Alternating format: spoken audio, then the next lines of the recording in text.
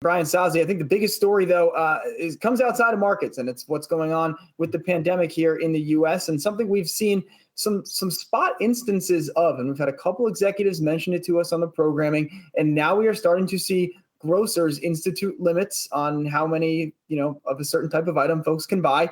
There was a story yesterday from a local news source here in New York, and they had expert says no need to stockpile, and my reaction was let the stockpiling begin.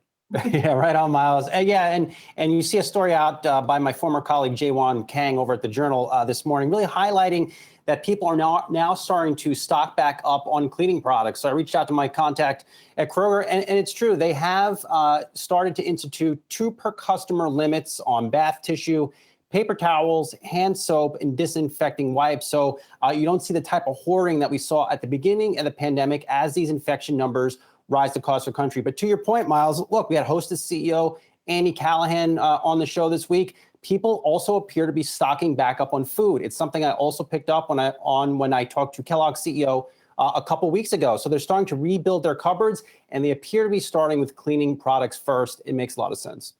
Although you would think that the supply chains would have adjusted, right? One of the issues with the great toilet paper shortage of 2020 is that the manufacturers had to move their manufacturing to consumer use from corporate use. Corporate use tends to be on like big rolls, right? So you would think that they would have made that shift and corrected for some of that, but I guess we'll see.